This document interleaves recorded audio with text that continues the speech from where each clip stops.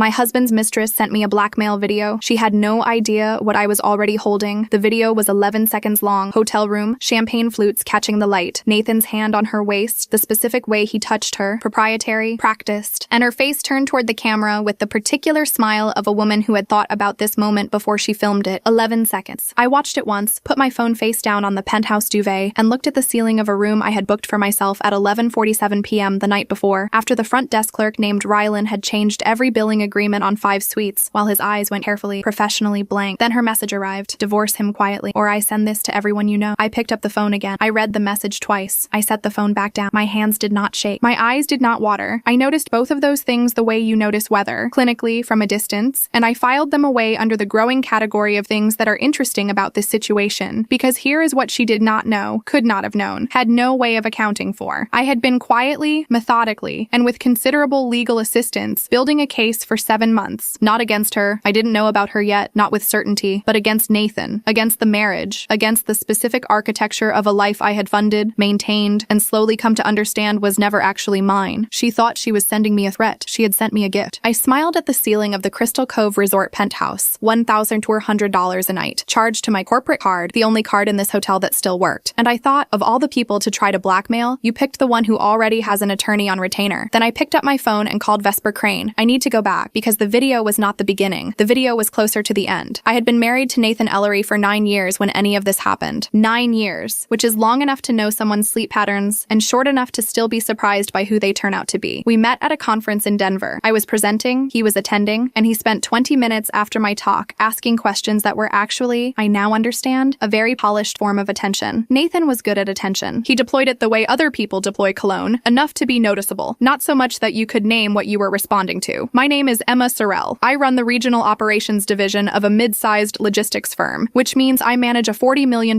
budget, a team of 63 people, and enough process complexity that most of my social life has, over the years, been quietly deprioritized in favor of spreadsheets. I say this not to make myself sound admirable. It's just context. I am very good at systems. I am very good at managing resources, tracking variables, anticipating failure points. I am, as Nathan told me approximately 40 times during our marriage, too transactional and emotionally unavailable, and cold in a way that makes everyone around you exhausted. He said those things. I wrote them down in my journal. I went to therapy about them. I'm getting ahead of myself. Nathan worked in private equity fundraising, which sounds more specific than it is. He raised money from investors for funds managed by other people. It was a role built entirely on relationships, lunches, golf, the slow accumulation of trust over expensive meals, and he was genuinely good at it. He made good money. Not as much as I did, but good money. The problem, which I only began to understand in year 7, was that his expenses had gradually, almost imperceptibly, exceeded his income, and the gap had been filled by me without my explicit awareness. Nathan's mother, Gretchen Ellery, 58, with the bone structure of a woman who had been pretty and knew it and had never found a graceful way to age out of it, had 4 children and strong opinions about which of her sons had married beneath them. Nathan was her favorite. I was, in Gretchen's taxonomy, acceptable. I had the income, the corporate title, the ability to plan and execute a $20,000 family vacation without visible strain. What I lacked, in her view, was warmth. That particular warmth, she once said, as if warmth were a specific frequency she could detect and I was simply not broadcasting it. His sister Rachel was 29 and had the cheerful cruelty of someone who had never been seriously uncomfortable and didn't understand why other people made such a production of it. She drove a car whose payments, I would discover later, had been coming out of our joint account for 14 months under a line item labeled insurance adjustment. I had planned the Crystal Cove vacation for 6 months, 5 suites, 14 family members, spa packages, dining credits, a sunset dinner reservation on the rooftop terrace. The resort sat on a bluff above the ocean and cost approximately what some people earn in a year, and what I had decided after months of Gretchen's comments about how Emma never made time for the family to simply absorb, a gesture, an attempt at warmth I didn't naturally produce. Nathan told me his bonus was tied up in a compliance review. I put my corporate card down. It was always tied up. The first sign that something was wrong beyond the usual wrong had come 4 months before the resort, in February, when I noticed a charge on our joint checking account for $340 at a hotel in our city. Not a resort, not a work trip. A hotel 12 minutes from our house. I pulled up the date. Nathan had been home that night, or he'd said he was. I'd been traveling for work and hadn't been there to confirm. I told myself it was a mistake, a double charge, a system error. I put a note in the back of my mind labeled, check this, and moved on, because I had a product integration audit the following week, and my capacity for additional complexity was genuinely limited. The second sign came in March. Nathan's phone, left unlocked on the kitchen counter while he showered, lit up with a message from a contact saved as T. Jim. The preview read, "Last night was," and then it cut off. I didn't touch the phone. I read the preview. I walked to the window and looked at the backyard for approximately 90 seconds. Then I made coffee. I am a person who needs evidence before I act. This is not coldness. It is the discipline of someone who has been wrong before and paid for it. So I did not confront Nathan. I did not go through his phone. I did something that felt, at the time, disproportionate, and which turned out to be the most important thing I did in the first half of that year. I called Vesper Crane. Vesper had been my attorney for 6 years across 3 different professional matters: a contract dispute, a non-compete review, a real estate transaction, and she had the quality I value most in a professional. She told me exactly what she saw, with no softening. She was 44, had been in family law for 16 years, and had in that time developed what she described to me once as a very high tolerance for situations that seem complicated but are actually quite simple if you look at the right documents. "You want to document before you decide," she said in our first call about this. "That's correct. What do you have?" I told her about the hotel charge, the text preview, the bonus that was always tied up. "Pull everything you have access to," she said. "Joint accounts, tax returns, any shared financial platforms. Don't move anything yet. Just look." I looked. What I found over the following 6 weeks required a second opinion. I brought in Caspian Reed, a forensic accountant Vesper recommended, who had spent 21 years doing financial analysis in divorce and fraud cases, and who, when I walked him through what I'd found, said with the flatness of a man who had stopped being surprised by people in year 3, "How long have you been aware of this?" "Aware of what specifically?" I said. "All of it," he said. He spread the documents across the conference table in Vesper's office. 3 years of bank statements, credit card records, the joint investment account, and showed me, line by line, what Nathan had been doing with money I thought was being saved. The car payments to Rachel, $100 a month for 14 months, $17,000. A personal loan to his brother that had never been repaid, $23,000. And the hotel charges. Not 1, not 2, but 11 over 18 months. All local, all weeknight, all under $400. The tidy, careful geometry of an affair conducted by someone who understood that the trick was to stay below the threshold of obvious. The total, $94,000 in 7 years. Redirected, invisible, gone. My mouth was dry when Caspian finished. I kept my hands flat on the table. I looked at the numbers. "Is this actionable?" I asked Vesper. "In the context of a divorce proceeding, absolutely," she said. "Financial dissipation of marital assets. We document everything. You file when you're ready." "I'm not ready yet," I said. She nodded. She'd heard that before. "Okay, we build the file. You tell me when." I walked out of that office in April and drove home and made dinner and sat across from Nathan at the kitchen table and listened to him talk about a fund he was pitching in Dallas, and I put pasta on my fork, and I thought, not yet, May, then June. I hired a private investigator, a woman named Odile Fos, 12 years in domestic investigation, who had the kind of face that was specifically designed to be forgotten, which she had told me was her greatest professional asset. She confirmed within 3 weeks that the contact saved as T. Jim was a woman named Tara, who worked in Nathan's building, was 31, and had been meeting him approximately once a week at rotating locations for what Odile estimated, based on pattern and duration, was at least 8 months. Odile's documentation included dates, locations, and vehicle records. It did not include photographs. I had specifically told her I didn't need photographs, because I didn't need them. I had everything else. I filed the evidence packet with Vesper. I booked Crystal Cove. I told no one. Here is what I told myself at the time, and I want to be honest about this. I wasn't planning anything, not consciously. I didn't arrive at Crystal Cove with a strategy mapped out. What I had was information, and a set of decisions that were ready to be made, and the particular patience of someone who has been managing complexity long enough to know that the right moment will announce itself. I just didn't expect it to announce itself the way it did. We arrived at Crystal Cove on a Friday, 14 family members across 5 suites. The resort was everything the photographs had promised. Bluff views, bougainvillea on every terrace, that specific coastal light that makes everything look slightly more beautiful than it is. I had the itinerary printed. I had the dining reservations confirmed. I had Gretchen's allergy list, tree nuts, shellfish, and something she described as an issue with certain stone fruits that has never been formally diagnosed, communicated to the kitchen in advance. Nathan was pleasant that first day, attentive even. He held my hand briefly on the terrace before dinner, which was unusual enough that I noticed it, filed it under the wrong category, and almost felt something soften. Almost. Saturday was the day it happened. The family had been at the pool. I excused myself mid-afternoon to use the restroom, 5 minutes, maybe less. And when I came back through the lobby, the cluster of chairs where our group had been was empty. The luggage we'd been moving between lounges was still there. Everything else was gone. I stood there for a moment, looking at the empty chairs, the abandoned tote bags, the specific horrible silence of a space that had recently held people and now didn't. My phone buzzed. "Nathan, relax, Emma. It's just a joke. Maybe we'll save you dessert if you find us." Laughing emojis. A photo of the whole family on the rooftop, cocktails raised, sunset behind them, every face bright and open and entirely untroubled. Without me. I have tried since then to accurately describe what that felt like, and I keep failing because the words I reach for are too dramatic, and the reality of it was somehow worse than dramatic. It was mundane. It was the complete, casual mundanity of people people who had simply not thought about me at all. Not cruelty as a decision, cruelty as an absence. The kind that doesn't even register as cruelty to the people doing it. The front desk clerk, Rylan, 24 or so, the careful face of someone professionally trained not to react, had watched the whole thing. His eyes, when I met them, held a pity I didn't want and couldn't afford. I walked to the desk. Rylan, I said, all 5 suites are under my name, correct? Yes, ma'am. Suites, dining, spa, all of it. Make some changes for me. I told him what I needed. His eyes went through several adjustments. His professionalism held. He made the changes. The lobby remained quiet. My hands remained steady. I walked to the elevator, went to the penthouse I had moved myself into, sat down on the edge of the bed, and allowed myself exactly 12 minutes of feeling everything I had been holding at a distance for 7 months. Then I opened my laptop. Then I called Vesper Crane. It's time, I said. She didn't ask for context. She said, I'll file in the morning. My phone had been exploding with texts since the rooftop photo. Gretchen, Emma, don't sulk. The fish is wonderful. Rachel, it was funny. Stop being dramatic. Nathan, at midnight, where the hell are you? This is pathetic. I let him call 3 times. The 4th time, I answered. You were laughing at me, I said. Not with me. There's a difference. You make everything about money, he said. His voice had the edge of someone who had rehearsed a grievance so many times it had become reflex. You're cold, Emma. No wonder nobody wants you around. I had heard that sentence, in various configurations, for years. My therapist, Dr. Ren Soloway, who had spent 18 years in individual and couples counseling, and who had said to me in our last session, very quietly, Emma, I need you to consider that the emotional unavailability in this marriage may not be originating with you, had helped me understand what I was hearing when Nathan said that, what it was for, what it was meant to do. You're right, I said. I am cold. I hung up. I moved my savings to a private account. Not all of it, just mine. The portion Caspian had clearly delineated as separate property. I changed every shared password. I transferred the insurance policies. I sent Vesper the confirmation she needed. Then, because I could not sleep and needed something to do with my hands, I ordered room service. Seared salmon, a glass of the good burgundy, a small arrangement of flowers I hadn't asked for, but the resort had sent anyway as a penthouse amenity. And I sat at the window looking at the ocean until it was pale enough to call morning. At 6:45 a.m., I dressed. Cream linen suit. The one I wear when I need to feel like a version of myself that is beyond being rattled. Black coffee from the room. I was in the lobby by 7:02. They came down at 7:31. I watched them appear from the elevator in a loose group. Gretchen first, with the expression of someone ready to have a word with management. Then Rachel, then Nathan's brother Cord with his wife Amelie, then the rest, then Nathan. He saw me before he reached the front desk. His face did the calculation I'd watched it do 1,000 times. Quick, invisible to anyone who didn't know him, and landed on anger, because anger had always worked before. It was not going to work this morning. Gretchen reached the desk first. There's been a mistake. My spa key isn't working. None of the room keys are working. No mistake, I said. I said it quietly, standing to one side, and the lobby went through a subtle acoustic shift. 14 people recalibrated their attention. Nathan's voice when he found it. Emma, put your card down. Now. I looked at him. He had the certainty of a man who had never, in 9 years, been told no by the person who was always holding the card. The billing agreement is canceled, I said. Your room's expired 10 minutes ago. Rylan behind the desk cleared his throat with the commitment of a man who had been briefed and was ready. The outstanding balance, last night's rooftop dinner, spa charges, minibar from 4 suites, is $6,420. The number landed in the lobby like a physical object. Gretchen's expression cycled through phases. Then she laughed. That laugh, the one she deployed when something inconvenient needed to be socially minimized. You're doing this over a prank? I'm doing this, I said, because you took $20,000 of my money, left me alone in the lobby with the luggage, and sent laughing emojis. With what money? Nathan said. He had moved closer. Too close, the way he did when he wanted to use his size as punctuation. Your money? I work too, Emma. Everything we have is with what money? I said, and something in my voice landed differently than usual, because the lobby went very still. Your imaginary bonus? Or the money you've been pulling from our joint account to cover Rachel's car payments for the past 14 months? Rachel made a sound. Nathan went the color of something recently bleached. You checked the accounts? He said. Low. I checked everything, Nathan. I opened my bag. The envelope had been there since Thursday. Prepared by Vesper, printed in her office, sealed by me. I checked the hotel charges. I checked the loan to Cord that never came back. I checked the 14 months of transactions that Caspian Reed, that's a forensic accountant, Nathan, not someone I'm in a relationship with, I want to be clear, spent 6 weeks documenting. I held the envelope out. He didn't take it. I set it on the desk in front of him. Apartment keys, garage remote, a copy of the filing my attorney submitted this morning, which you'll be served with formally next week, and a note explaining that the restraining order, which restricts you from the property, has been entered as of 9 a.m. today. Your house? Gretchen behind him, her voice pitched into something shrill. He lives there. The mortgage is in my name, I said. The down payment was mine. He was a guest for 9 years and I was very hospitable. Security, 2 men in blazers who Rylan had quietly called 10 minutes ago, bless him, materialized on either side of the desk area, not touching anyone, just present. Nathan's voice broke, then came back harder. Nobody else will put up with you, Emma. You know that? You'll be alone. You'll deserve it. I stopped walking. I turned around one final time. I looked at him. This man I had married, this man whose family I had fed and vacationed and gifted and absorbed, this man who had stood in a hotel room 40 floors below me the night before, with his hand on another woman's waist, while I sat in a penthouse I'd paid for watching the ocean, and I felt something that was not anger and not grief and not the cold satisfaction I'd expected. It was closer to clarity, the particular clarity of a decision that has been made and cannot be unmade and is, at its core, correct. Good, I said. I walked into the sunlight. The car was a black SUV from the resort's car service. The driver's name was Tomasz, and he did not attempt conversation, which I deeply appreciated. The ocean was visible on the left side as we climbed the access road, and I kept my eyes on it. My phone buzzed. Not Nathan, not Gretchen, not Rachel. Unknown number. We need to talk. I know things about Nathan that will destroy him completely, and I think you're going to want to hear them. I read it twice. Then I thought about the video that had arrived at 11:23 the previous night. 11 seconds, champagne, Nathan's hand, the smile that had been performed for my benefit, and I thought about the message underneath it. Divorce him quietly, or I send this to everyone you know. I had not responded to that message. I had shown it to Vesper via screenshot at midnight, and she had said, extortion, useful, save everything. And now this number, different contact. I know things that will destroy him completely. Nathan's world, I was beginning to understand, was larger and more complicated than I had imagined, even after everything I thought I'd found. I had the financial trail. I had Odil's investigation. I had Vesper's filing and Caspian's accounting and Dr. Soloway's 18 years of professional observation, and apparently there was more. I looked at the message for a long moment. Tomasz made a smooth right turn. The ocean disappeared from view. I typed back 2 words. Tell me. I am going to tell you what happened next, but not yet. Not in this version of the story. Because the thing I want you to understand, the thing that got lost in all of it, in the lobby and the video, and the forensic accounting, and the $6,000 unpaid bill, and the restraining order and the unknown number with its offer of further destruction, is what I felt sitting in that car. Not triumph, not relief, not even the cold satisfaction I'd been quietly stockpiling for 7 months. What I felt was very simple, and I have not been able to improve on the words for it, so I'll just use the ones I had. I did not do a single thing I'm ashamed of. Nathan had told me 40-something times over 9 years that I was cold, transactional, that the way I moved through the world was too precise, too documented, too lacking in the warmth that real intimacy required. Maybe he was right. Maybe the instinct that sent me to Vesper's office in April, that made me hire Odile, that made me keep the hotel charge records and take the screenshots and have the envelope printed and sealed and in my bag by Thursday. Maybe that instinct was cold. Or maybe it was just what it looks like when someone who has been told she's not enough decides, very quietly, to become undeniable. The phone buzzed again. A long message this time. I read it slowly, twice, and then I looked out the window at the road unrolling ahead of us, and I thought, Nathan has been building a much bigger fire than I knew, and he handed every match to someone who eventually handed them to me. Vesper answered on the second ring. I need to add a meeting to this week, I said. There's new information. From who? Someone who knows him. Someone who's been waiting for the right moment. I watched a hawk arc over a hillway scrub. Apparently this is it. Vesper was quiet for a second. Then, in the voice she used when things were going to get interesting, send me everything. I forwarded the message. I put the phone face up on my knee and watched the road and breathed slowly in through my nose and out through my mouth, the way Dr. Soloway had taught me. The way you breathe when you're not panicking, but you want to stay ahead of the possibility. I was not panicking. I was, for the first time in a very long time, entirely calm. Because here is the thing about building a careful, documented, methodical case against the life you've been living. When it's done, when the filing is in, and the accounts are separated, and the keys are in an envelope and you're in the car and moving away, there is nothing left to brace against. The bracing is over. What comes next isn't justice exactly. It's something quieter than that. It's the first morning of a different kind of accounting, one where every asset is yours, every line item is honest, and the only person responsible for the balance is you. Nathan had told me nobody else would put up with me. I had said good, and I had meant it, not as a wound, as a fact. I didn't need anyone to put up with me. I needed, finally, to stop putting up with everyone else. 6 months later, Vesper finalized the settlement, Nathan's assets, what remained of them, after Caspian's accounting laid bare the full $94,000 in dissipated marital funds, were split with the precision the documentation demanded. The car payments were recovered as separate property claims. The apartment stayed mine. The forensic accounting became Exhibit C in the proceedings, and the unknown numbers information became, in Vesper's words, the kind of thing that accelerates timelines considerably. I will not tell you what that information was, not because it isn't dramatic. It is, but because Nathan's story is his own ruin, and I've carried enough of his weight already. What I will tell you is this. Rylan, the front desk clerk at Crystal Cove, sent me a letter 2 months after, handwritten on resort stationery, which I suspect he technically wasn't supposed to use. He said he hoped I was doing okay. He said he'd seen a lot of things behind that desk, but watching me walk out into the sunlight that morning was one he thought about. I framed it. It's on the wall in my office, next to my corporate card holder and a photograph of the ocean. And Dr. Wren Soloway, in our last session before I told her I thought I was ready to be done with weekly sessions, said something I've kept. Emma, the coldest thing you ever did was stay warm for people people who were using it against you. She paused. The bravest thing you did was stop.